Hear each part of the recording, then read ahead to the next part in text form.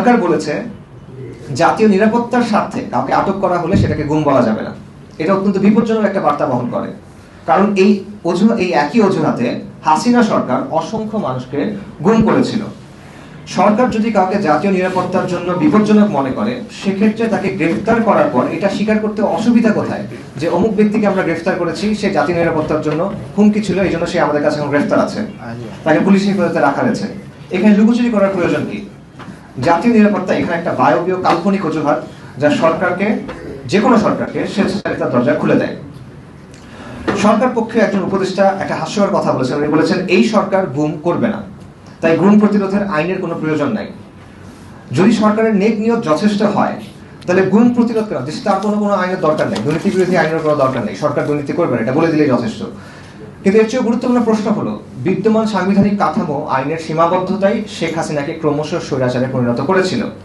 এই কাঠামো যদি অব্যাহত থাকে, তাহলে পরবর্তী যে কোনো সরকারের ক্ষেত্রেও একই আশঙ্কা উড়িয়ে দেওয়া যায় না, এবং কাঠামোগত সংকটকে কাঠামোগতভাবেই মোকাবেলা করতে হয়। এটা ভালো মানুষ হওয়ার দোহাই দিয়ে বা এই সরকার ভালো এই দোহাই দিয়ে সমাধান করা যায় না।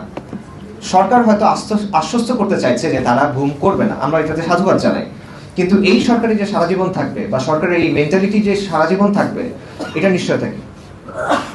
2024 সালের 30 আগস্ট জাতিসংঘে ইনস্ট্রুমেন্ট অফ অ্যাকসেশন জমা দেওয়ার মাধ্যমে বাংলাদেশ গুম বিরোধী আন্তর্জাতিক সনদে 76তম রাষ্ট্র হিসেবে অন্তর্ভুক্ত হয়েছে, ICPPED, এবং 29 সেপ্টেম্বর 2024 থেকে এই সনদ আইনিভাবে কার্যকর। লক্ষণীয় বিষয় হলো এটা স্রেফ স্বাক্ষর করা না, এটা অ্যাকসেশন, যা আইনিভাবে র্যাটিফিকেশনের সমতুল্য। এই সনদের 4 নম্বর ধারা অনুযায়ী গুমকে একটি স্বতন্ত্র ও গুরুতর অপরাধ হিসেবে দেশের নিজস্ব আইনে অন্তর্ভুক্ত করা এখন বাংলাদেশ রাষ্ট্রের জন্য বাধ্যতামূলক। প্রচলিত অধ্যাদেশ বাতিল করার মাধ্যমে সেই বাধ্যবাধকতার সরাসরি লঙ্ঘন।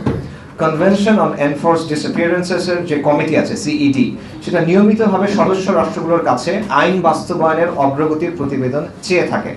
সনদে যোগ দেওয়ার পরপর কার্যকর অধ্যাদেশটি কেন বাতিল করা হলো, সেই ব্যাখ্যা এখন বাংলাদেশকে সেই কমিটির কাছে দিতে হবে। গুমের একটা বিশেষ দিক হলো, গুম একটা চলমান অপরাধ, কন্টিনিউয়াস ক্রাইম। আন্তর্জাতিক আইন অনুযায়ী একজন মানুষ যতদিন নিখোঁজ থাকেন ততদিন পর্যন্ত ধরে নেওয়া হয় যে এই অপরাধ সংঘটিত হচ্ছে। এই যৌক্তিক কারণেই গুম বিরোধী আন্তর্জাতিক সনদে বিচারের জন্য সময়ের কোনো বাধ্যবাধকতা বা স্ট্যাচুট অফ লিমিটেশনস রাখা হয়নি।